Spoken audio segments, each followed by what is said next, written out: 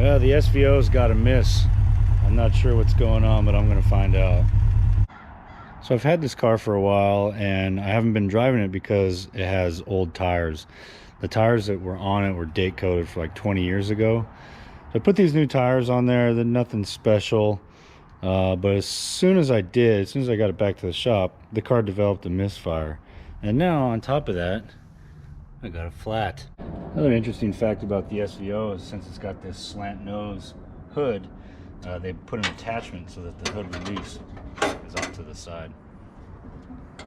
Okay, so with any misfire, it's going to be one of three things. It's going to be air, fuel, or spark.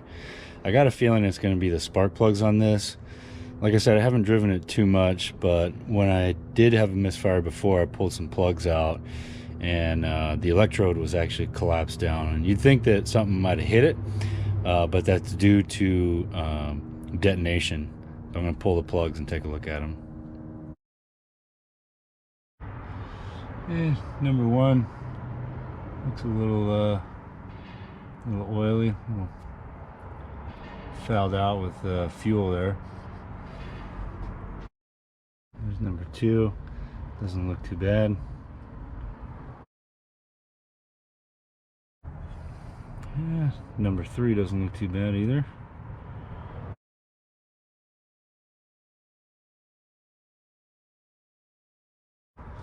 And there's number four. Number four doesn't look bad either. Okay, so here's my plugs. This is number 1, 2, 3, and 4. None of them really look that bad.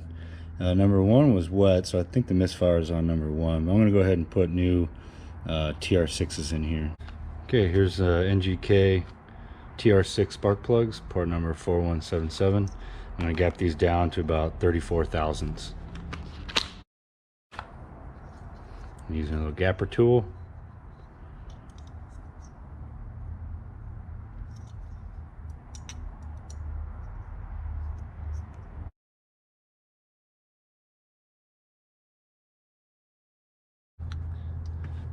And now I'm going to put the new spark plugs in.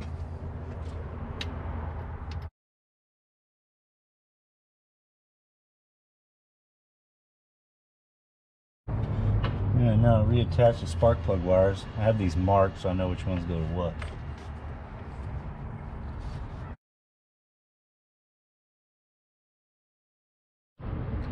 Okay, I want to make sure I get the boots on there all the way, and I can't really make sure I got number 4 on. I'm just going to take this intercooler off. Probably should have taken that off at the beginning.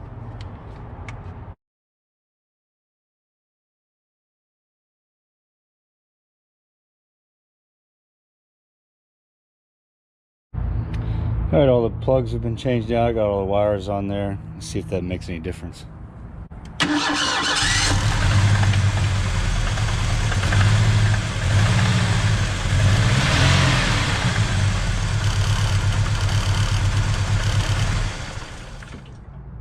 Nope, still got a miss. I'm not sure what's going on here. So judging by the plugs, I would say that it's number 1. So let's continue on with spark and follow this plug wire.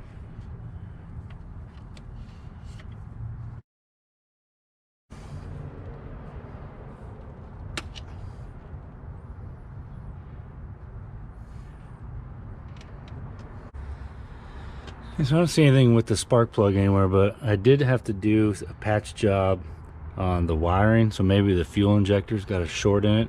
I'm going to start it up and disconnect the fuel injector, see if it makes a difference. Okay, I got injector 1 disconnected. I'm going to fire it up, see if it makes a difference.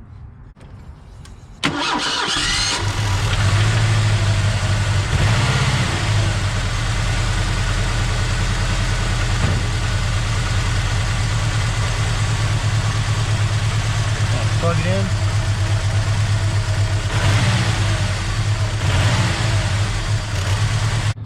Okay, so with the fuel injector unplugged and plugged in, it made no difference, so I'm thinking that it's in the wiring underneath the elbow.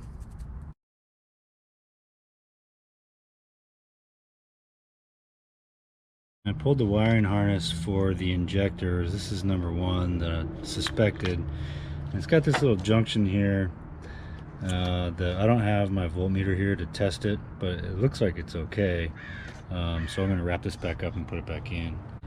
Okay, so I'm gonna do one more test. I'm gonna take the spark plug, I'm gonna put it on the spark plug wire, and I'm gonna lay it on the engine and see if there's a spark jumping across there, just to test the plug wire. I